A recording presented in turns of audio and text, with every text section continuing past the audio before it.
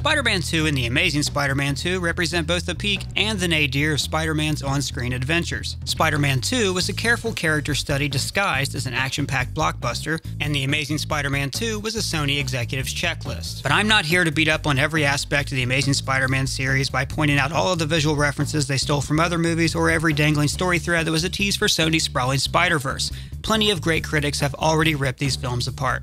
Instead, I'd like to focus on two very similar scenes, because each showcases what is both great and horrible about these respective franchises. These scenes are the finale of the train fight between Spider-Man and Dr. Octopus in Spider-Man 2, and the very end of The Amazing Spider-Man 2 when Spider-Man faces off with the Rhino.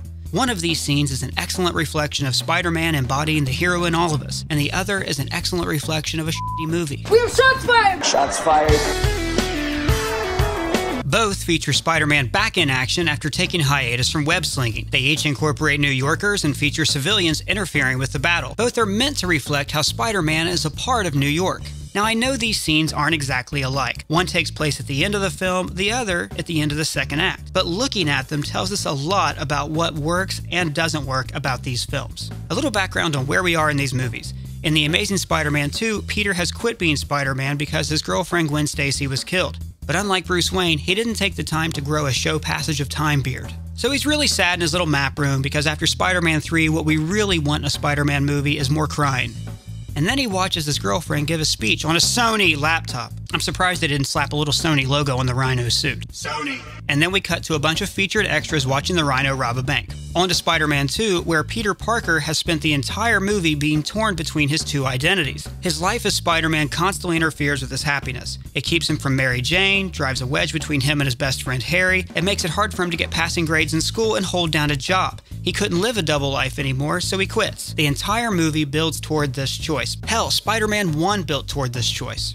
After a pep talk from his Aunt May, where she might as well have a sign over her head that says, "I know you're Spider-Man," he decides to go another round against Doc Ock. The table is set, let's eat. In The Amazing Spider-Man 2, the scene is set on a neatly cordoned off area of Park Avenue, where people are running in terror from Paul Giamatti's The Rhino, except for these people. These people are standing here behind a barricade, watching the firefight like it's a parade. And people are also standing behind the Rhino. Why aren't they running? This thing is like Ripley's mech suit had sex with the Sam Peckinpah movie, so no one would be standing there. Also, where is this barricade supposed to be? If you look at the overhead shot, there's no barricade anywhere here. Now, I say all this because it's impossible to get a sense of space.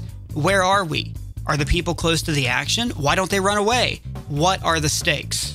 In Spider-Man 2, the action takes place on a speeding train full of innocent people. Now, setting action on a speeding train is an old cinematic cliche because it works. People are trapped inside circumstances beyond their control. This makes the scene kinetic and raises the stakes. These people don't have the option to run away. Spider-Man and everyone else are all in this together. Back to The Amazing Spider-Man 2. The Rhino appears out of nowhere, and he seems like he belongs in a you think you know cliche Russian villains video. All we know about him is that earlier in the film he tried to steal some plutonium, which frankly is okay under the right circumstances. There's no emotional connection to him at all, and the only reason he's in the movie is to set up his involvement in Drew Goddard's Sinister Six movie, which could still happen. Dr. Octopus, on the other hand, does have a personal relationship to Spider-Man that builds throughout Spider-Man 2. We knew Otto Octavius when he was a good man, and we've seen his downfall. He is a twisted reflection of what Peter Parker could become if he was ever untethered from the people he loves. Spider-Man loses the battle, Doc Ock gets away, and Peter has to stop a runaway locomotive. He tries using his feet, webbing buildings, but these attempts fail. He makes mistakes, but he corrects them. He's vulnerable and human. He gives all of his effort until he passes out. Then a group of multi-ethnic hands catch him and he's saved. Granted, we have seen this visual metaphor played out a few too many times. In The Amazing Spider-Man 2, New Yorkers are dumb and don't deserve to be saved. So let's talk about this kid, Jorge. He does have a personal connection to Spider-Man established earlier in the film. I guess he's supposed to be looking for Spider-Man right here, but it comes off like he's a little bored. Why are you bored now, Jorge? When I was a kid, this was a toy. For real, we look into this thing and see pictures that kept us entertained for hours. If I saw a Rhino Transformer shooting cops, my head would explode. Now, what happens to Jorge next is bad parenting on many levels. Bad parenting, of course, is a superhero movie tradition. And yes, the Sam Raimi films also had a dumb kid standing somewhere where he shouldn't have been, okay? I get it. They're not perfect films. One, this parent never explained to her child that dressing like Spider-Man does not make you Spider-Man. I also never explained this to my nephew because he was adorable and he did such a good job keeping supervillains away from our house. Thank you, Tanner. Why do movies think kids are dumb little plot devices who run into danger whenever they need heroes to save them? Look, this stupid kid thought he was Iron Man. By the way, Tom Holland and Kevin Feige confirmed it. That little kid is actually young Peter Parker, and that is super cool. Bad parenting example number 2, using a firefight with a supervillain for a family outing.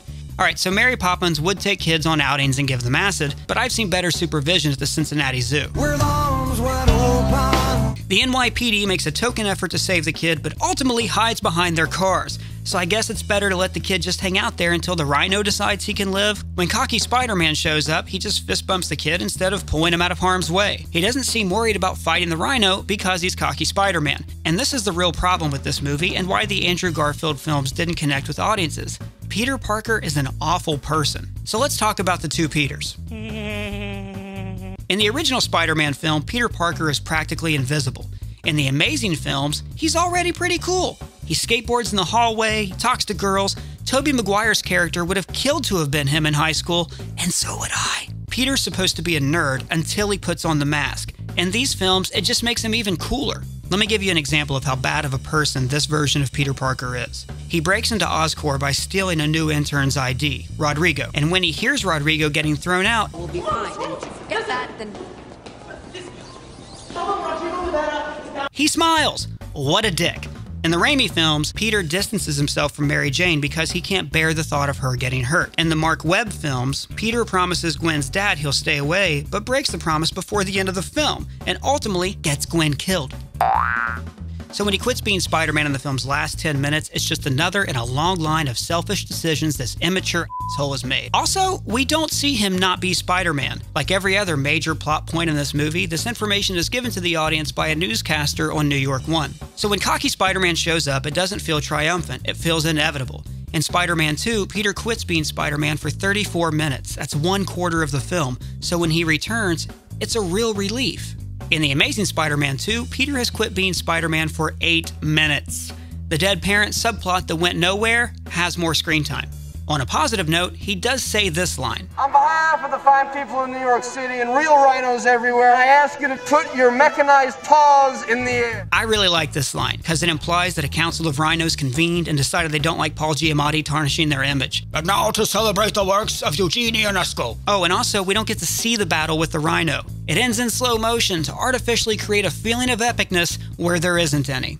Compare this to a moment in Spider-Man 2 when Peter collapses and we expect him to fall. It's a surprise when the civilians catch him. As they pass him backward, Danny Elfman's score is quiet, magical.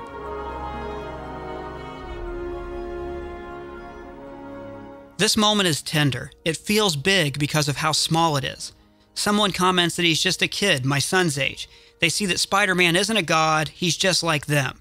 Anyone can be a hero. Also, it's a good thing this is 2004 and everybody didn't have a camera in their pocket. If this scene were filmed today, it would look like this. But they keep his secret out of gratitude to their fellow New Yorker. New York is central to Spider-Man. His powers, web-slinging, wall-crawling, were made for the city's skyscrapers. Spider-Man in Tucson? Not a thing. When you walk through Manhattan, you almost expect to see him swing around the corner at any moment. Darn it.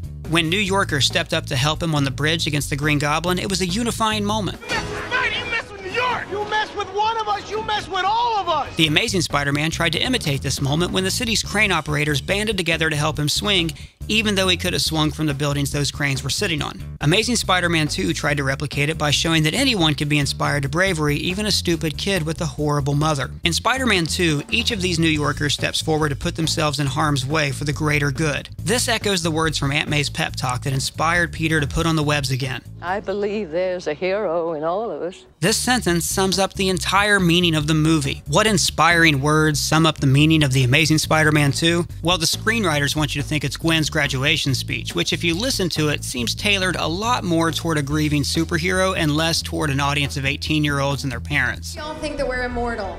You must promise me that you will hold on to hope. But I think a better quote is this one from Harry Osborn. You don't give me hope. You take it away. For Screen Crush, I'm Ryan Airy.